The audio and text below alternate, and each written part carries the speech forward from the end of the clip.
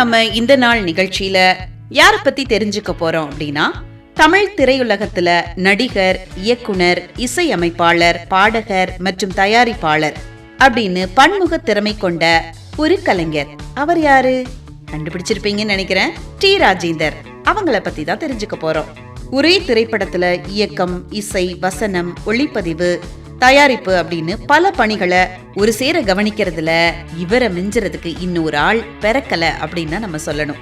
இன்னைக்கு அவரோட பிறந்த நாள். கதிர் டிவி சார்பா அவருக்கு பிறந்த நாள் வாழ்த்துக்கள் சொல்லிக்கலாம். 1980 வருஷத்துல வெளியான ஒருதலை ராகம் திரைப்படம் மூலமா எழுத்தாளராகவும் இசையமைப்பாளராகவும் அறிமுகமாயிருக்கிறாங்க. தன்னிச்சையாக அடுக்குமொழி மற்றும் ரைமிங் வாக்கியங்கள்ல பேசுறது இவரோட தனித்துவமான அடையாளமாகும். இவரோட முக்கிய படங்கள் அப்படின்னு பார்த்தோம்னா, ரயில் பயணங்களில், உயிருள்ள வரை உஷா, மைதிலி என் காதலி, வீராசாமி அப்படின்னு பல வெற்றி திரைப்படங்களை அளிச்சிருக்கிறாங்க. பல எவர்கிரீன் ஹிட் படங்களை கொடுத்திருக்கிறாங்க நம்ம டி ராஜேந்தர் அவர்கள். நல்ல பாட கூட செய்வாங்க. இவர் முன்னாள் நடிகை உஷா என்பவரை திருமணம் செஞ்சுக்கிட்டாங்க. இவருக்கு சிலம்பரசன், குரலரசன் அப்படின்னு 2 மகன்களும். திரைத்துறை மட்டும் இல்லாம அரசியல்லையும் ஈடுபாடு கொண்டவர்.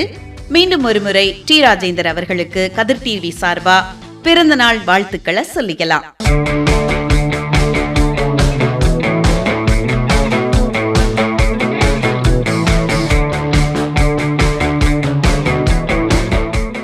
இப்ப நாம இந்த நாள் நிகழ்ச்சியில யார பத்தி தெரிஞ்சுக்க போறோம் அப்படின்னா, தென்னிந்திய திரைப்படத்துறையில ரொம்ப பிரபலமான ஒரு இந்திய நடிகை. நல்ல டான்ஸும் ஆடுவாங்க. அவங்க யாரு? நம்ம சாய் பல்லவி தான். இப்ப இருக்கிற இளைஞர்கள் மத்தியில மின்னல் மாறி போய் வர்ற மின்னலே மின்னலே அப்படிங்கிற பாட்டுல வலம் வந்த சாய் பல்லவி அவங்கள பத்தி தான் இன்னைக்கு நம்ம தெரிஞ்சுக்க போறோம். அவங்களுக்கு இன்னைக்கு பிறந்த நாள். இவங்களோட பெரிய ஸ்பெஷல் என்ன அப்படின்னா, இவங்க மேக்கப்பே போட மாட்டாங்க. அதிகமான மேக்கப் இல்லாம வலம் வரக்கூடிய சாய் பல்லவிக்கு ரசிகர்கள் அதிகம் அப்படின்னு தான் சொல்லணும். நேச்சுரல் ஸ்டார் அப்படின்னு இவரை செல்லமா அழைக்கிறாங்க. உண்மைக்குமே நடிக்க வரவங்க எல்லாருமே மேக்கப் போடணும் அப்படின்னு ஆசைப்படுவாங்க. மேக்கப்பே இல்லாம நடிக்கிறது அப்படிங்கிறது பெரிய விஷயம்தான். இந்த இடத்துல சாய் பல்லவிக்கு நம்ம ஒரு ஹேட்ஸ் ஆஃப் பண்ணிக்கலாம். 1992 வருஷத்துல மே 9 கோயம்புத்தூர்ல பிறந்திருக்கிறாங்க. ஜார்ஜியாவில MBBS பயின்றிருக்கிறாங்க. 2015 மலையாளத்துல வெளியான பிரேமம் திரைப்படத்துல மலர் டீச்சர் அப்படிங்கிற கதாபாத்திரம் மூலமா திரையுலகுக்கு அறிமுகமாகி நல்ல ஃபேமஸ் ஆயிட்டாங்க நம்ம சாய் பல்லவி. தமிழ், தெலுங்கு மற்றும் மலையாள மொழிகள்ல பல வெற்றி படங்கள்ல நடிச்சிருக்கிறாங்க.